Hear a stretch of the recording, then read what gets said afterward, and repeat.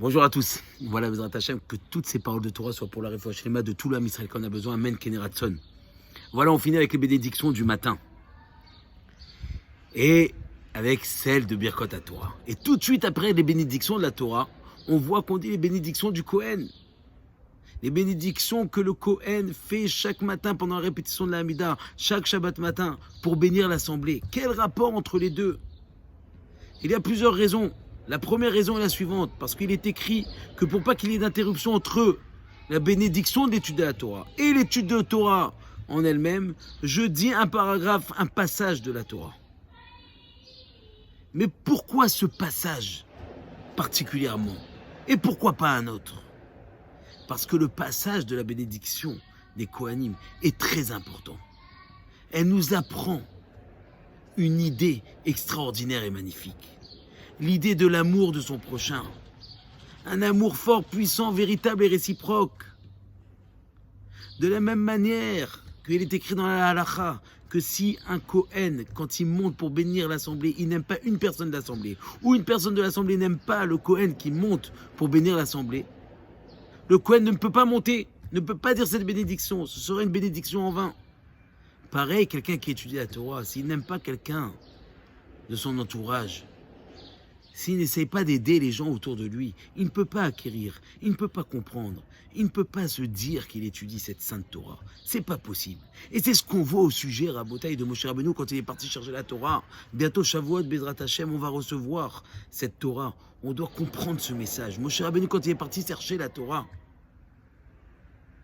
et les malachim, les anges, ils étaient contre qu'un homme prenne la Torah. Ils ont voulu le brûler, il a eu très peur, Moshe Rabbeinu. Akadosh Baruch Hu, il a changé la face de Moshe Rabbeinu, il a mis la face d'Avraham Avinu. Tout le monde demande quoi, Moshe Rabbeinu, c'est pas suffisant, il fallait mettre la face d'Avraham Avinu pour que les malachim, les anges se calment. Oui, Rabotaï. Parce que les malachim ne pouvaient rien contre Avraham Avinu.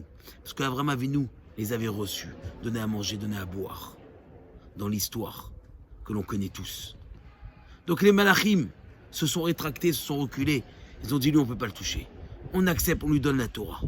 Pourquoi en tant qu'Akaratatov, en tant que reconnaissance de tout le bien qu'il nous a fait? La seule possibilité de recevoir la Torah, c'est avec du chesed, avec de la reconnaissance. En donnant à l'autre. Quand j'ai compris ça, je peux recevoir la Torah. Mais pas simplement la Torah dans l'étude, mais toutes les bénédictions qui sont écrites dans la Torah. C'est la seule possibilité, Rabotaï. C'est pour cela que la bénédiction des Kohanim, elle est collée.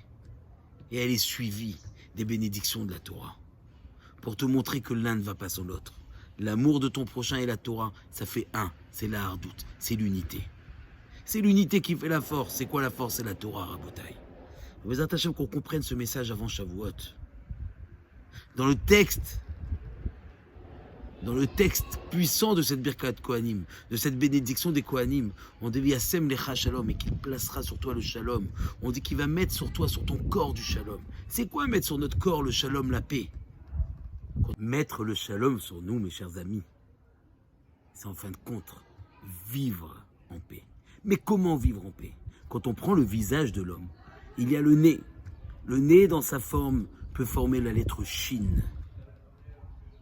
Il y a la bouche qui est un peu ouverte peut former la lettre Mem. Et il y a la langue peut former la lettre Vav. Il manque le Lamed pour avoir le mot Shalom dans son entité. Comment faire le Lamed? En levant la main. Lorsqu'un homme est assis et qu'il lève la main, nous apercevons la forme du Lamed. Je peux avoir sur mon visage, sur mon expression, la lettre même, Vav et Shin. Mais tant que je n'ai pas levé les mains vers Hachem, je ne peux pas avoir ce lamed pour former le mot Shalom. Quand est-ce que j'aurai la paix sur moi? C'est quand je vivrai avec Akadosh Baruch Hu. Mes chers amis, vivre avec Hachem, c'est vivre avec les autres. Parce que si l'autre m'a fait quelque chose qu'il ne fallait pas qu'il me fasse, c'est parce que Hachem l'a décidé.